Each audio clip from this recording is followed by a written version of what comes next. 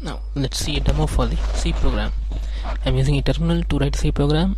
Nano program is used to write a C program. Let's name the C program as for loop.c. Okay, so we're writing a C program.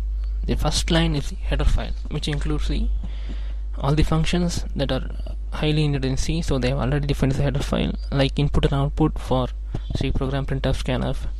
So after that we have the main function. Main function indicates the first current initial control flow execution of the program. So main function returns an integer indicating the status of the program, and if it returns 0, it is success.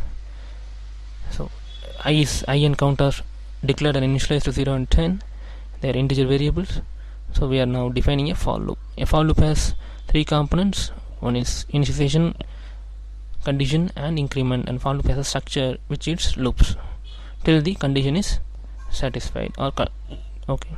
So till I is less than 10 we are looping, and I is incremented for every loop, and in the loop we are printing the I.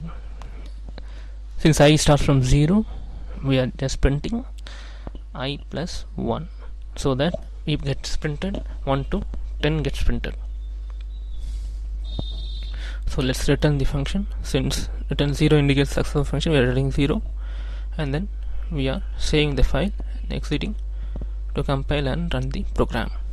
So any source code need to be compiled to be run on a machine to convert it into object file. So let's use GCC. GCC is a GNU compiler collection for C, and we are using it to compile into output, and default output is a.out, and we are printing, but the result is not expected.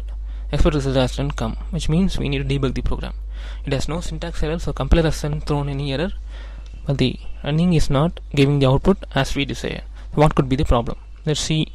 Is it initialization? Since for loop is not initialized within itself, let's try it out. We just need to narrow down where the problem is.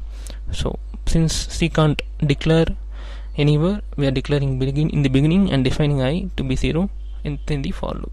That's initialization. Now we are compiling and running again, but still the same output, which means the source of the problem is not there. So what could be the problem? So the for loop has an initial semicolon within itself, neighbor to itself. A semicolon is itself a statement in C, which means the for loop runs 10 times just a semicolon, and then its output 11. Now it's good. So C has such nuances in its coding, so we need to be disciplined in C coding, and it's used in embedded C and most of the operating system program and drivers. So learning C is also basic for all other languages.